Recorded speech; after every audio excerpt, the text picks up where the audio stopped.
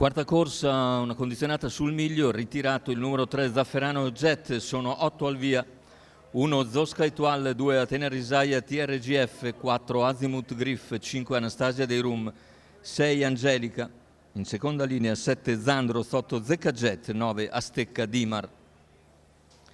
In chiusura Anastasia Dei Rum, passata favorita nei confronti di Zandros, Atena Risaia e TRGF, che sono le alternative principali. Macchina intanto che comincia ad accelerare e dall'esterno cerca di avvantaggiarsi Anastasia Tav, ma è contenuta da Atena Risaia che supera Zosca Etoile, veloce anche Azimuth Griff. Numero 9 Astecca Dimar squalificato. Che conduce intanto la squalifica per Astecca Dimar, seconda posizione per Zosca Etoile. Deve rimanere all'esterno Anastasia Dei Rum, 200 iniziali completati in 13,9 da parte di Atena Risaia, che continua a guidare a buona andatura. All'esterno Anastasia Dei Rum prova ad avvicinare nuovamente la battistrada, quarto iniziale che se ne va in 28,1. Zosca Etoile rimane a contatto e così Anastasia Dei Rum è costretta all'esterno, ma questo era comprensibile anche dopo 200 metri di gara. Intanto i 600 in 43,1, andatura davvero molto sostenuta. Percorsi esterni c'è anche Azimuth Griff che ha anticipato Zandros, intanto Giro che se ne va in 57,4, 14,3 anche davanti alle tribune.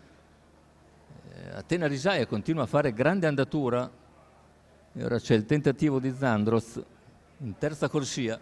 Cavalli che sono ormai all'altezza del chilometro. Atena Risaia lo percorre in 1:12,5. Lo scatto di Zandros in terza corsia. Zandros progredisce con decisione.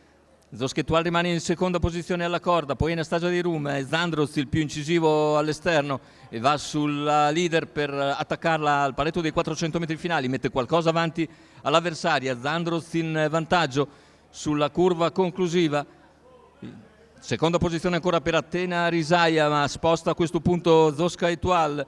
Ha preso intanto vantaggio Zandros, retta d'arrivo, Zandros in testa, Zosca Etoile che si lancia a centropista. Zandros un po' stanco, Zosca Etoile ci prova, ma Zandros controlla la situazione e viene a vincere nettamente. Secondo posto per Zosca Etoile. Al terzo chiude Atena Risaia TRGF. A segno dunque Vincenzo Piscuoglio dell'Annunziata con Zandros che viene via i 600 finali dalla terza pariglia esterna e viene a vincere davvero in maniera molto netta. Zandros per il training di Giorgio Carini, Vincenzo Piscuoglio dell'Annunziata in sediolo. Andiamo a rivedere le fasi finali. Il secondo posto lo conquista invece un'ottima Zosca Etoile che precede Atena Risaia TRGF, che nel finale ovviamente, dopo il gran ritmo imposto alla corsa, cede.